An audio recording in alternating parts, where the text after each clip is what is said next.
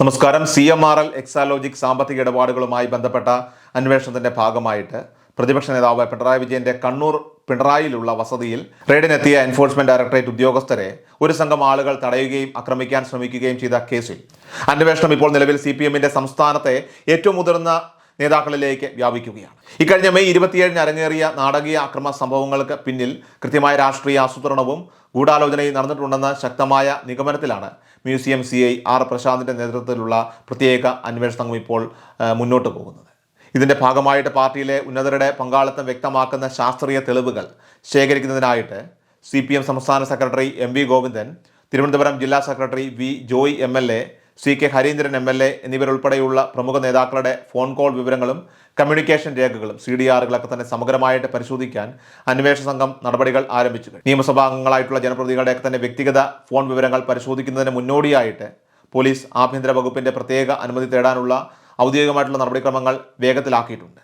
സംഭവം നടന്ന ദിവസം പ്രതിപക്ഷ നേതാവിന്റെ വീട്ടുവളപ്പിലും പരിസരത്തുമായിട്ട് CPM സംസ്ഥാന secretary MV Govindan, V Joy, CK Harindran എന്നിവർക്ക് പുറമെ രാജ്യസഭാ MP ജോൺ ബ്രിട്ടാസ്, മുൻ മന്ത്രി V ശിവൻകുട്ടി, അതോടൊപ്പം തന്നെ കടകംപള്ളി സുരേന്ദ്രൻ തുടങ്ങിയ വലിയൊരു നേതാക്കളുടെ നിര തന്നെ സന്നിഹിതരായിരുന്നുവെന്നാണ് പോലീസ് റിപ്പോർട്ടുകളിലൊക്കെ തന്നെ വ്യക്തമാക്കുന്നത്. കേന്ദ്ര ഏജൻസിയുടെ പരിശോധന നടക്കുന്ന വിവരം അറിഞ്ഞ് വളരെ ചുരുങ്ങിയ സമയത്തിനുള്ളിൽ 100-ലധികം വരുന്ന പാർട്ടി പ്രവർത്തകർ വളരെ കൃത്യമായ ലക്ഷ്യത്തോടെ സംഭവ സ്ഥലത്തേക്ക് ഇരച്ചെത്തുകയും അക്രമാസക്തമായിട്ടുള്ള രീതിയിൽ പ്രതിഷേധം അഴിച്ചുവിടുകയും ചെയ്തത് മുകളിലത്തെ തട്ടിലുള്ള പ്രമുഖ നേതാക്കളുടെ തന്നെ കൃത്യമായ ആഹ്വാനമോ മൗനാനുവാദമോ ഇല്ലാതെ സാധ്യമല്ലെന്നാണ് അന്വേഷണ ഏജൻസികൾ വിലയിരുത്തുന്നത്. പ്രകോപനപരമായിട്ടുള്ള പ്രസംഗങ്ങളിലൂടെയും വാക്കുകളിലൂടെയും അണികളെ ആക്രമണത്തിന് പ്രേരിപ്പിച്ചുവെന്ന് ആരോപിക്കപ്പെടുന്ന റഹീം ഉൾപ്പെടെയുള്ള യുവ നേതാക്കളും നിലവിൽ ഇപ്പോൾ പോലീസിന്റെയും EDയുടെയും സംശയനിഴലിലാണ്.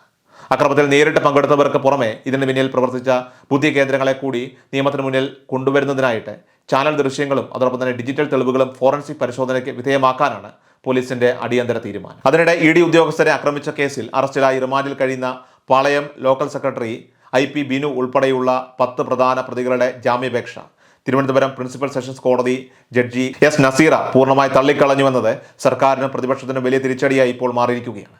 കേസിന്റെ ഗൗരവ സ്വഭാവം കണക്കിലെടുത്തുകൊണ്ട് സംഭവ ദിവസത്തെ ആക്രമണങ്ങളുടെയൊക്കെ തന്നെ യഥാർത്ഥ ദൃശ്യങ്ങൾ, വീഡിയോ ദൃശ്യങ്ങൾ കോടതി നേരിട്ട് പരിശോധിച്ച ശേഷമാണ് പ്രതികൾക്ക് യാതൊരുവിധ ഇളവുകളും നൽകാൻ കഴിയില്ലെന്ന കർശനമായിട്ടുള്ള ഉത്തരവിലേക്ക് എത്തിയത്. കേന്ദ്ര അന്വേഷണ ഏജൻസിയുടെ ഔദ്യോഗിക കൃത്യനിർവഹണം തടസ്സപ്പെടുത്തുക എന്ന കൃത്യമായ ഉദ്ദേശത്തോടെ ആസൂത്രണം ചെയ്ത ഇത്തരം അക്രമങ്ങൾ അത് ജനാധിപത്യ സംവിധാനത്തിന് വെല്ലുവിളിയാണെന്നും പ്രതികൾക്ക് ജാമ്യം നൽകുന്നത് നിലവിലുള്ള കേസിന്റെ സുഗമമായിട്ടുള്ള തുടർച്ചയെ ബാധിക്കുമെന്നുമുള്ള പ്രോസിക്യൂഷൻ വാദം കോടതി അംഗീകരിക്കുകയായിരുന്നു. പ്രതികൾ അതീവ ഗുരുതരമായ കുറ്റകൃത്യമാണ് ചെയ്തതെന്നും നിയമപാലകരെയും സർക്കാർ ജീവനക്കാരെയും വഴിയിൽ തടഞ്ഞു നിർത്തി വധിക്കാൻ ശ്രമിച്ച സാഹചര്യം ലഘൂകരിച്ച് കാണാൻ കഴിയില്ലെന്നും കോടതി നിരീക്ഷിച്ചു. കോടതിയിൽ വാദപ്രതിവാദങ്ങൾ നടക്കുന്നതിനിടയിൽ CMRL എക്സാലോജിക് വിവാദവുമായി ബന്ധപ്പെട്ട സാമ്പത്തിക ഇടപാട് കേസുകളിലെ അന്വേഷണം അതിന്റെ നിർണായകമായിട്ടുള്ള അവസാന ഘട്ടത്തിലേക്ക് നീങ്ങുകയാണെന്നും ഈ സാഹചര്യത്തിൽ പ്രതികൾക്ക് ജാമ്യം അനുവദിക്കുന്നത് തെളിവുകൾ നശിപ്പിക്കപ്പെടാനായിട്ട് ഇടയാക്കുമെന്നും EDക്ക് വേണ്ടി ഹാജരായ സ്പെഷ്യൽ അഭിഭാഷകൻ സന്തോഷ് ജോസ് കോടതിയെ ബോധിപ്പിച്ചു. ഉയർന്ന രാഷ്ട്രീയ സ്വാധീനമുള്ള പ്രതികൾ പുറത്തിറങ്ങിയാൽ സമാനമായ രീതിയിലുള്ള ക്രമസമാധാന പ്രശ്നങ്ങളും അക്രമങ്ങളും ഒക്കെ തന്നെ ഇനിയും ആവർത്തിക്കാനായിട്ട് സാധ്യതയുണ്ടെന്നും ഇത് അന്വേഷണ ഉദ്യോഗസ്ഥരുടെയൊക്കെ തന്നെ സുരക്ഷയെ ബാധിക്കുകയും അവരുടെ മനോവീര്യം പൂർണ്ണമായിട്ട് തകർക്കുകയും ചെയ്യുമെന്നും പ്രോസിക്യൂഷൻ ചൂണ്ടിക്കാട്ടി. നേരത്തെ ഈ കേസിൽ 9ാം പ്രതിയായ ഹരീഷ് കുമാറിന് ജാമ്യം ലഭിച്ച സാഹചര്യം മുൻ പബ്ലിക് പ്രോസിക്യൂട്ടർ കോടതിയെ തെറ്റിദ്ധരിപ്പിച്ചുകൊണ്ടാണെന്ന് നിലവിലെ special public prosecutor Santhosh Kumar വെളിപ്പെടുത്തിയത് വലിയ ചർച്ചയായി മാറിയിട്ടുണ്ട്. കേസിന്റെ അന്വേഷണം പൂർത്തിയായെന്നും പ്രതികളെ കസ്റ്റഡിയിൽ സൂക്ഷിക്കേണ്ടതില്ലെന്നുമുള്ള മുൻ പ്രോസിക്യൂട്ടർ ഗീന കുമാരിയുടെ കോടതിയിലെ പരാമർശം പോലീസിന്റെയോ ആഭ്യന്തര വകുപ്പിന്റെയോ ഔദ്യോഗിക നിലപാടായിരുന്നില്ലെന്നും ഇപ്പോൾ വ്യക്തമാക്കപ്പെട്ടിട്ടുണ്ട്. പ്രതികൾക്ക് ED ഉദ്യോഗസ്ഥരുടെ വ്യക്തിപരമായിട്ടുള്ള യാതൊരുവിധ മുൻവൈരാഗ്യവും ഉണ്ടായിരുന്നില്ലെന്നും എന്നാൽ തങ്ങളുടെ രാഷ്ട്രീയ പാർട്ടിയുടെ താല്പര്യങ്ങൾ സംരക്ഷിക്കുന്നതിനും കേന്ദ്ര ഏജൻസിയെ ഭയപ്പെടുത്തുന്നതിനും വേണ്ടിയാണ് അവർ ഈ അക്രമം സംഘടിപ്പിച്ചതെന്നുമാണ് പ്രോസിക്യൂഷൻ പ്രധാനമായിട്ട് വാദിക്കുന്നത്. പാർട്ടി നേതൃത്വത്തിൽ നിന്ന് ലഭിച്ച ശക്തമായ പിന്തുണയും സംരക്ഷണവും കൊണ്ടാണ് പോലീസിന്റെയും മാധ്യമങ്ങളുടെയും ക്യാമറകൾക്ക് മുന്നിൽ വെച്ച് പോലും ഇത്രയും ക്രൂരമായ രീതിയിൽ നിയമം കയ്യിലെടുക്കാൻ പ്രതികൾ ധൈര്യം കാണിച്ചതെന്ന് ED അഭിഭാഷകൻ കോടതിയിൽ വ്യക്തമാക്കുകയുണ്ടായി. റെയ്ഡ് നടക്കുന്ന സമയത്ത് പ്രതിപക്ഷ നേതാവ് പിണറായി വിജയനെ വീട്ടിനുള്ളിൽ തടങ്കലിലാക്കിയെന്ന രീതിയിലൊക്കെ തന്നെ പുറത്തു വന്ന വാർത്തകൾ അത് തെറ്റാണെന്ന് അദ്ദേഹം തന്നെ പിന്നീട് മാധ്യമങ്ങളോട് സമ്മതിച്ചിരുന്നു. എങ്കിലും അക്രമ സംഭവങ്ങളൊക്കെ പുറത്തു നടക്കുമ്പോൾ അദ്ദേഹം അതിനെ തടയാൻ ശ്രമിച്ചില്ലെന്ന വിമർശനം ശക്തമാണ്. കേസിന്റെ നിലവിലെ സാഹചര്യത്തിൽ ഗൂഢാലോചനയിൽ പങ്കുണ്ടോ എന്ന് ഉറപ്പുവരുത്താൻ പിണറായി വിജയന്റെ മൊബൈൽ ഫോൺ കൂടി വരും ദിവസങ്ങളിൽ പരിശോധനയ്ക്കായിട്ട് കസ്റ്റഡിയിലെടുക്കാൻ സാധ്യതയുണ്ടെന്നാണ് ഡൽഹിയിൽ നിന്നുള്ള സൂചനകളൊക്കെ തന്നെ വ്യക്തമാക്കുന്നത്. ഈ അക്രമ സംഭവത്തിനിടയിൽ ഏറ്റവും കൂടുതൽ ക്രൂരതയ്ക്ക് ഇരയാകേണ്ടി വന്നത് ED ഉദ്യോഗസ്ഥർ സഞ്ചരിച്ചിരുന്ന ടാക്സി കാറുകളുടെ ഡ്രൈവർമാർക്കായിരുന്നുവെന്നതും അക്രമത്തിൽ കാറിന്റെ ചില്ലുകളൊക്കെ തകർന്ന് കണ്ണിന് പോലും ഗുരുതരമായി പരിക്കേറ്റിട്ടും മനോധൈര്യം കൈവിടാതെ വണ്ടി മുന്നോട്ടെടുത്ത് ഉദ്യോഗസ്ഥരുടെ ജീവൻ രക്ഷിച്ച ശ്യാംരാജ് എന്ന ഡ്രൈവറുടെ അവസ്ഥയും ഇപ്പോൾ പൊതുസമൂഹത്തിൽ വലിയ ചർച്ചയായി മാറിയിട്ടുണ്ട്. തിരുവനന്തപുരം ശ്രീകാര്യം സ്വദേശിയായ ശ്യാംരാജ് CITU ഓട്ടോ ടാക്സി യൂണിയന്റെ സജീവ പ്രവർത്തകനും യൂണിറ്റ് പ്രസിഡന്റുമാണ് എന്ന പ്രത്യേകതയുമുണ്ട്. അക്രമത്തിൽ അദ്ദേഹത്തിന്റെ ജീവനമാർഗമായിട്ടുള്ള ടാക്സി കാർ പൂർണ്ണമായി തകരുകയും അറ്റകുറ്റപ്പണികൾക്കായിട്ട് ഇൻഷുറൻസ് പരിരക്ഷയ്ക്ക് പുറമെ വലിയൊരു തുക ആവശ്യമായി വരികയും ചെയ്തതോടെ അദ്ദേഹത്തിന്റെ കുടുംബം വലിയ പ്രതിസന്ധിയിലായി മാറിയിരിക്കുകയാണ്.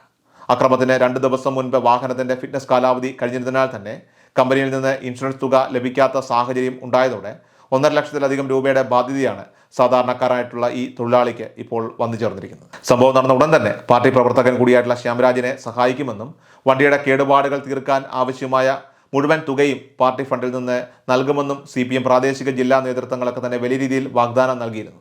എന്നാൽ ആഴ്ചകൾ പലത് കഴിഞ്ഞിട്ടും സാമ്പത്തികമായിട്ട് തകർന്ന ശ്യാംരാജിനെ തിരിഞ്ഞു നോക്കാനോ സാമ്പത്തിക സഹായം എത്തിക്കാനോ പാർട്ടി നേതൃത്വം തയ്യാറായില്ലെന്ന് മാത്രമല്ല, കടബാധ്യത തീർക്കാൻ അദ്ദേഹം നിലവിൽ പെയിന്റിംഗ് പണിക്ക് പോകേണ്ടി വരുന്ന അവസ്ഥയും രൂപപ്പെട്ടു.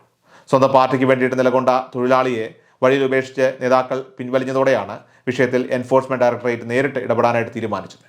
അക്രമത്തിൽ തകർന്ന വാഹനങ്ങളുടെ നഷ്ടപരിഹാരവും ശ്യാംരാജിന്റെ ഉപജീവനത്തിനായിട്ടുള്ള പ്രത്യേക ധനസഹായവും ED നേരിട്ട് നൽകുമെന്ന് ED deputy director S. Simi ഔദ്യോഗികമായിട്ട് അറിയിക്കുകയും അതിനായിട്ടുള്ള രേഖകൾ സമർപ്പിക്കാൻ ആവശ്യപ്പെടുകയും ചെയ്തിട്ടുണ്ട്. തങ്ങളുടെ സ്വന്തം അണിയും അതോടൊപ്പം തന്നെ തൊഴിലാളി യൂണിയൻ നേതാവുമായിട്ടുള്ള ശ്യാംരാജിനെ പാർട്ടി എന്തുകൊണ്ട് സഹായിച്ചില്ല എന്ന മാധ്യമങ്ങളുടെ ചോദ്യത്തിന് CPM നേതൃത്വം നൽകിയ വിശദീകരണമാകട്ടെ രാഷ്ട്രീയ കേന്ദ്രങ്ങളെ പോലും അത്ഭുതപ്പെടുത്തുന്ന ഒന്നായിരുന്നു. നിലവിൽ ED ഉദ്യോഗസ്ഥരെ ആക്രമിച്ച കേസിൽ കോടതിയിൽ ഇപ്പോൾ നടപടികളൊക്കെ തന്നെ പുരോഗമിക്കുകയാണെന്നും ഈ ഘട്ടത്തിൽ അക്രമത്തിൽ പരിക്കേറ്റ ഡ്രൈവർക്ക് പാർട്ടി നേരിട്ട് പണം നൽകിയാൽ അത് കേസിലെ സാക്ഷികളെ സ്വാധീനിക്കാനുള്ള ശ്രമമായിട്ട് വ്യാഖ്യാനിക്കപ്പെടുമെന്ന വിചിത്രമായിട്ടുള്ള ന്യായമാണ് നേതാക്കൾ മുന്നോട്ട് വയ്ക്കുന്നത്. സ്വന്തം പ്രവർത്തകന്റെ കുടുംബം പട്ടിണിയിലാകുമ്പോഴും സാങ്കേതിക ന്യായങ്ങളൊക്കെ തന്നെ പറഞ്ഞ് കൈയൊഴിയുന്ന പാർട്ടിയുടെ ഈ ഒരു ഇരട്ടത്താപ്പിനെതിരെ വലിയ രീതിയിലുള്ള അമർഷം താഴെത്തട്ടിലുള്ള അണികൾക്കിടയിൽ തന്നെ ഇപ്പോൾ രൂപപ്പെട്ടിട്ടുണ്ട്. ഏതായാലും വരും ദിവസങ്ങളിൽ നേതാക്കളുടെ ഫോൺ രേഖകളൊക്കെ തന്നെ പുറത്തു വരുന്നതോടെ കേസിൽ കൂടുതൽ അറസ്റ്റുകളും നാടകീയമായിട്ടുള്ള രാഷ്ട്രീയ നീക്കങ്ങളും ഉണ്ടാകുമെന്ന കാര്യം ഉറപ്പാണ്.